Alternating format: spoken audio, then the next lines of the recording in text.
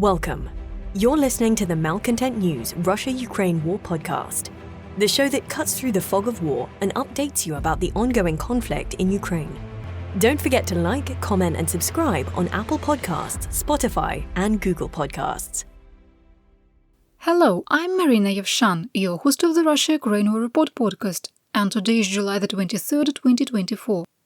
It has been 3,830 days since Russia started covert military operations in Crimea, 10 years and 154 days since the start of the Russia-Ukraine war, and 2 years and 5 months since Russia expanded its sphere of aggression. During the podcast, you will find the Russia-Ukraine war map helpful to visualize the areas discussed. There is a link in the podcast description, and there are a lot of map updates and geolocations today. The Russia-Ukraine War Report is compiled by our team from around the world. Today's report includes information from our direct contacts and journalists in Ukraine, the Russian Ministry of Defense, the General Staff of the Armed Forces of Ukraine morning reports, operational commands north, south and east of Ukraine, open source intelligence, our in-house team of analysts and geospatial experts, and pro-Ukrainian and pro-Russian bloggers and social media channels with a track record of trying to be accurate. We have one mission, the truth, because the truth matters.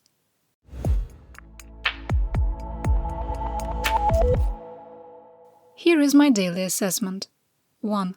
Russian losses of armor, mobility and personnel are unsustainable even for Moscow, with continued indications that Russian combat potential is declining. 2. Russia will continue to make tactical gains during its current offensive, but the lack of strategy, low troop morale, poor battlefield medicine, corruption and degraded logistics make it highly unlikely that Russian forces will be able to exploit any new breaches in 2024. 3. Continued delays in the delivery of promised military hardware, munitions and funding continue to prevent the Ukrainian armed forces from reaching their full combat potential. 4. The policy of escalation management implemented by the NATO alliance and the United States, and to a small extent Germany, is a failure, and Russia will continue to set conditions for kinetic acts of aggression in Europe. 5. Russia will continue to commit increasingly worse violations of international humanitarian law until international watchdogs and Ukraine's allies take a unified and firm stance. 6. We maintain the world is caught in the mutually assured destruction instability paradox. 7. Russia's sustained attacks on Ukraine's energy infrastructure, which has destroyed over 80% of its combined thermal and power plant capacity, is a continuation of Russian crimes against humanity that started in October 2022, as outlined in 4 arrest warrants issued by the International Criminal Court. 8. The attacks on Ukraine's energy infrastructure have incrementally increased the chance of an intentional nuclear accident at multiple nuclear facilities in Ukraine, and International Atomic Energy Agency Director General Rafael Grossi, using the language of Russian propaganda, only encourages further destabilization.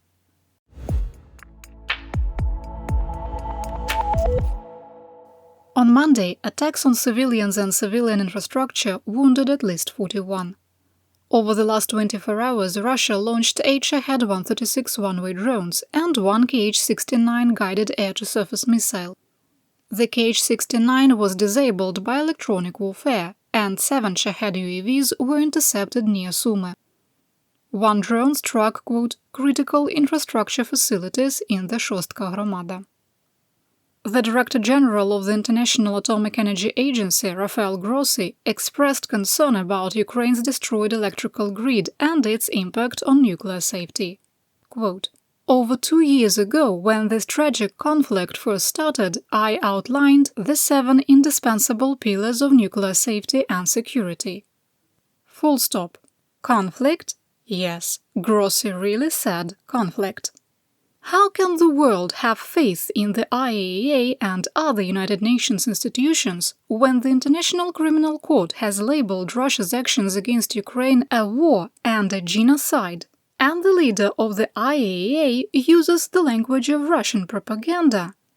If Grossi is truly concerned about a nuclear accident in Ukraine, he should have the courage to call what is happening what it is – a war.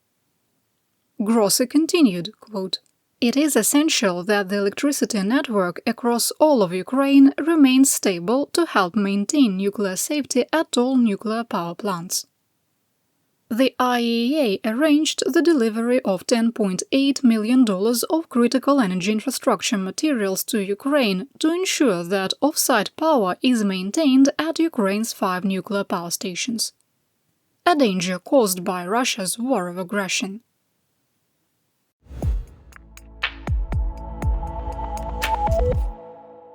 Now for today's Action Report summary. On Monday, Russia carried out 155 assaults, with a sharp increase in attacks in several areas of operation (AO). Through July the 22nd, the 7-day moving average for daily attacks climbed to 138. The VKS, Russian Aerospace Forces, carried out 96 airstrikes, dropping 132 bombs on civilian and military targets. Russian ground units carried out over 4,400 fire missions with tubed and barrel artillery. Today's analysis comes from online analyst Jumpy, collaborating with Covert Cabal, the Oryx database, online analyst HIMARST, analyst and author Mark Krutov, Project Owl, and War Stopping, who concluded that Russia had exhausted its reserve of MTLB's infantry fighting vehicles. Satellite images of Russia's weapons depot and storage yards show that almost all available MTLBs have been pulled from inventory, and the remaining units have been cannibalized for parts or are in too poor of condition for restoration. It is unclear if Russia is producing new MTLB's hulls, with a video showing that Ram Diesel was doing deep restoration in the summer of 2023. Jumpy believes that Russia will start refurbishing the MTLB-U, which is a larger, slightly less armored and unarmed variant of the MTLB. The process may have already started, with satellite images showing 30% of the reserve in storage has already been removed. There is a lot more analysis in today's situation report we can't include in today's podcast. There is a link in the podcast description on how you can become a subscriber for just $5 a month. There's even a 7-day free trial. Now let's talk about what happened on the battlefield, and this would be a good time to open up our Russia-Ukraine war map. Ready? Here we go.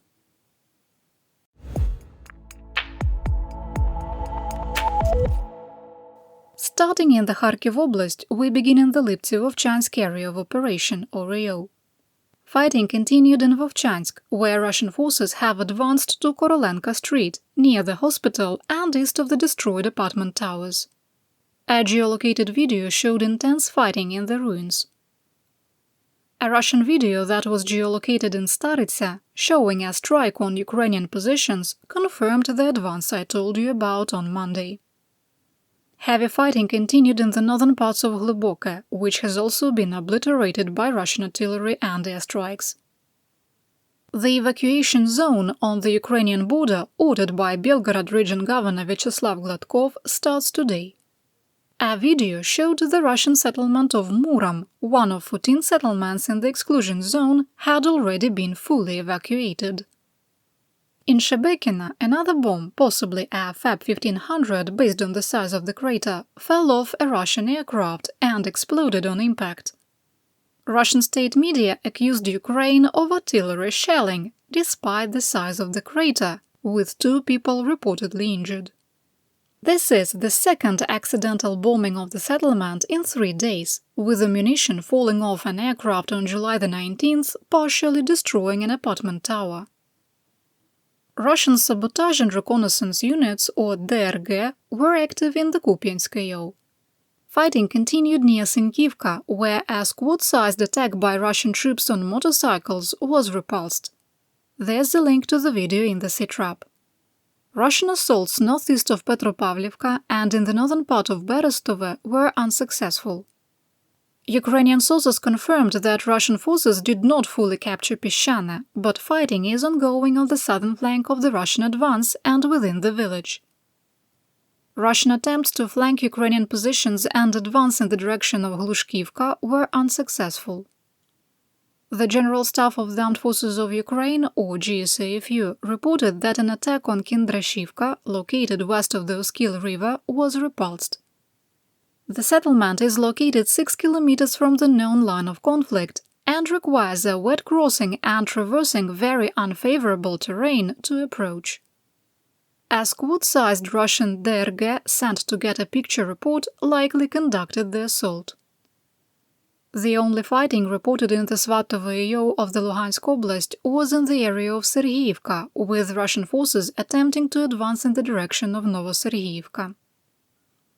In the Kremenna AO, Russian forces conducted assaults east of Makiyivka and in the direction of Nevske, Terny and Torske without success. The Ukrainian 12th Special Operations Brigade Azov made additional gains in the Serebryansky forest, reaching the Siversky Donetsk River near the destroyed Prilisne restaurant.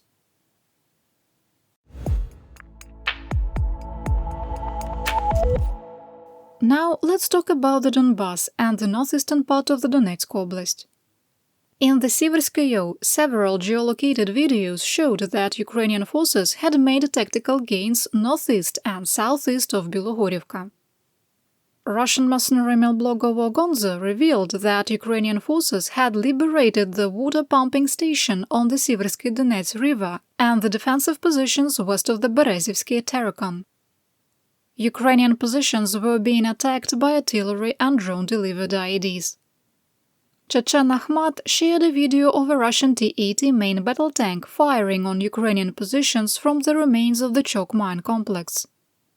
Several first-person view one-way drones hit the tank, and as it retreats, the T-80 appears to suffer damage to the engine. The video confirms that Ukrainian forces have regained control of the Terrakon west of the complex. The map was adjusted. GSAFU reported Russian attacks on Verkhnyokamyansk from Zolotarivka, Ivanodarivka, Vyimka and the area of Pereizne. Russian drone video confirmed earlier reports of a Ukrainian advance back into the center of Spirne, where they were under heavy attack. In the Soledar AO, GSAFU reported that Russian forces launched new attacks in the direction of Vasyukivka, Bonderne and Minkivka. It is unclear if Russian forces crossed the Bakhmutivka River or the T-513 highway near Sakko-Ivantseti or advanced on the E-40 highway. The Russian operational pause in the Kostiantynivka AO ended. Fighting was reported near Grigorivka and Bogdanivka and in Kalynivka, where a geolocated video confirmed that Russian troops did not capture the village. In the video that we link to, we're unsure if the Russian tank accidentally fires on its own light infantry, the troops set off a landmine, or they are hit by Ukrainian artillery. Heavy fighting also continued along the western edge of the canal district of Chasiv Yar and in the forested area west of Ivanivska.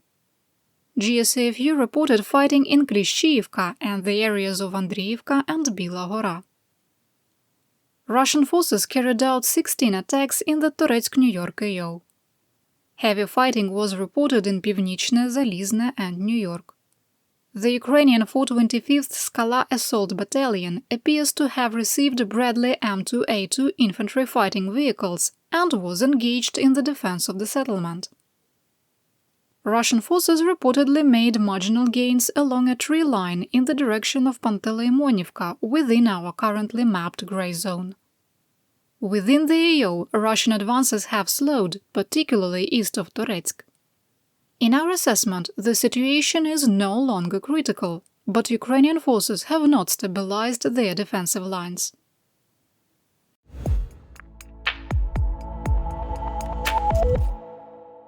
In southwestern Donetsk, the heaviest fighting in Ukraine was in the Pokrovsk AO, where Russian forces carried out 43 assaults without making any confirmed gains.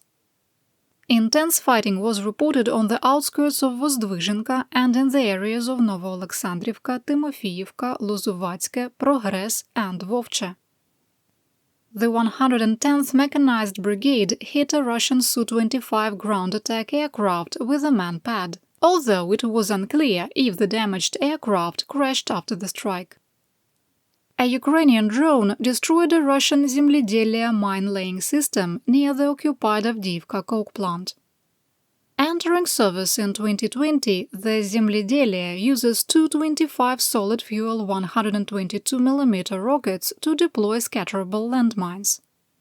The system was fully loaded when it was hit, with rockets cooking off and likely scattering mines across Russian-occupied positions. Further south, a geolocated video confirmed the existing line of conflict in Novoselivka-Persha.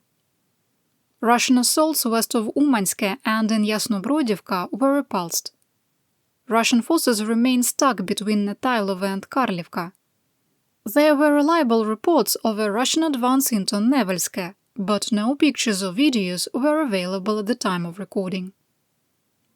In the occupied city of Donetsk, a building was hit by rockets fired by HIMARS in the Kyivsky district. Russian state media agency Ridovka reported, quote, "The attack caught people rushing to work, as a result of which there are dead and injured." The Russian reports are accurate, but left out an important detail. Last week, a Russian soldier broke operational security and filmed inside the building, revealing it was a drone assembly point and supply node for Russian troops. At least 4 civilian women supported the work. A video recorded just moments after the strike showed Russian troops exiting the building.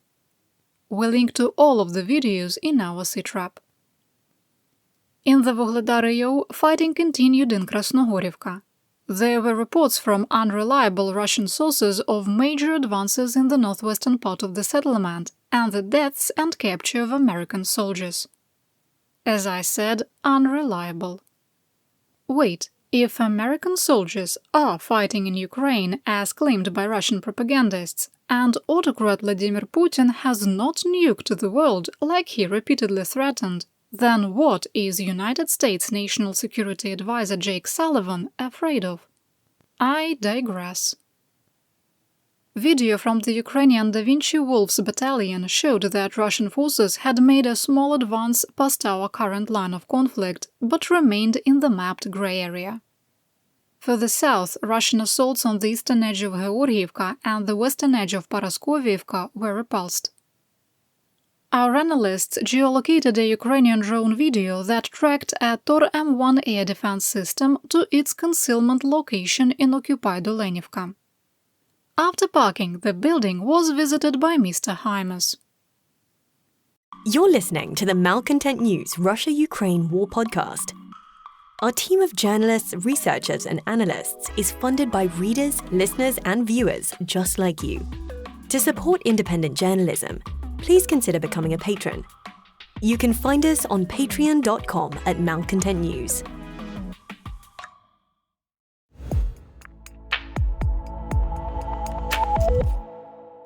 In the Zaporizhzhia Oblast, there was only positional fighting in the Orikhiv AO.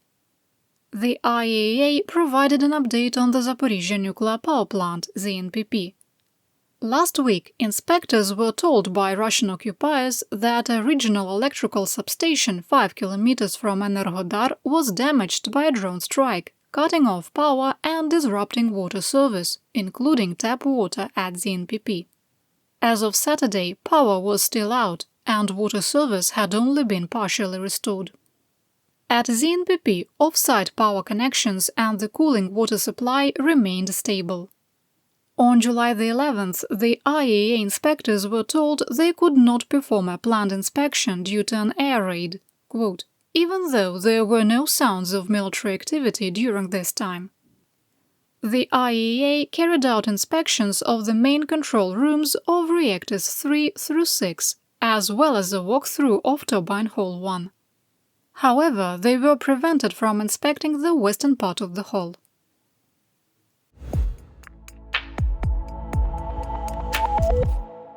Russian opposition news source Astra reported that a Ukrainian drone struck a building used by Russian military Unit 65372, Special Purpose Radio Unit of the Defense Intelligence Directorate of the Ministry of Defense, that's the GRU, in occupied Sevastopol, adding there were no casualties.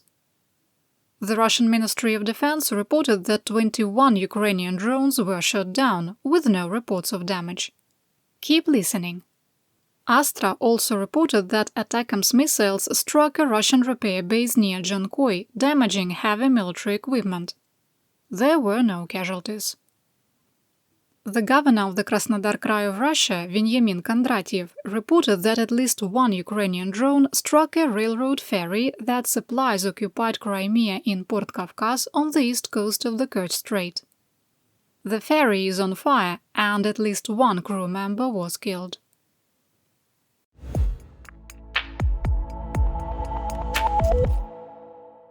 Here is my theater-wide update. The Verkhovna Rada approved another 90-day extension of mobilization and martial law, as required by the Ukrainian constitution. The extension will start on the 12th of August and end on the 9th of November. United States President Joe Biden delegated authority to the Treasury and the Department of State to garnish Russian assets as outlined in the Rebuilding Economic Prosperity and Opportunity for Ukrainians Act. This is standard procedure and authorizes the two departments to take action within the guidelines of the law on behalf of the President.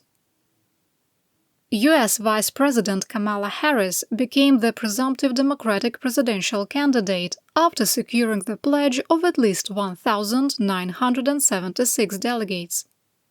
In less than 24 hours, the Harris campaign raised $250 million, including $100 million from online donations from 900,000 grassroots donors. Philip H. Gordon is the current assistant to the President and National Security Advisor to the Vice President. He could become the National Security Advisor in 2025 if Harris wins the election. His track record in containing Russian aggression and diplomacy with Georgia and Ukraine isn't great. He met with Ukrainian Foreign Minister Petro Poroshenko in 2009, assuring him that the United States would stand behind the Budapest Memorandum when concern over a Georgia-style invasion of Ukraine was raised. He was one of President Barack Obama's when Russia started its war of aggression against Ukraine in 2014. Gordon later said that Obama was against supplying Ukraine with military aid out of concern that it would escalate tension with Russia, with the White House wanting to maintain a policy of cooperation. In 2018, he became more hawkish, writing for Foreign Affairs that it was time for the United States to contain Russia and accused Moscow of threatening the social fabric of institutions of the United States. Lost in the news cycle, on July 14th, the Romanian President Klaus Iohannis declared the NATO alliance was failing Ukraine. Quote, "I think it's time to be realistic. We delivered about half of what we promised. Such supplies are not enough, and if Western countries want Ukraine to win, then more must be transferred." Unquote. Delay aid has included hundreds of armored vehicles from the United States, large-caliber ammunition, and F-16 fighter jets that still are not in theater. The Foreign Minister of Poland, Radoslaw Sikorski, made another request to lift restrictions on using provided weapons to attack Russian military sites. Speaking in Brussels and referencing the attack on the Okhmatdyt Children's Hospital, Sikorski said, quote, "Ukraine needs to be able to prevent such attacks in the future by hitting the aircraft that fire cruise missiles and the air bases from which they take off." Acting Bulgarian Defense Minister Atanas Zaprianov told the BNR news agency that the country was considering transferring surplus ammunition to Ukraine. Zaprianov did not share information on what type of ammunition, if it needs refurbishment, or how many rounds are available. And that's what we know. Your support of my home, Ukraine, helps us make history and protect the future for all. You've been listening to the Malcontent News Russia-Ukraine War podcast. To help keep us independent, please consider providing financial support by becoming a patron. Want on-demand news in your hand? Download the Google News app and make Malcontent News one of your favorites to receive breaking news updates. Thank you for listening.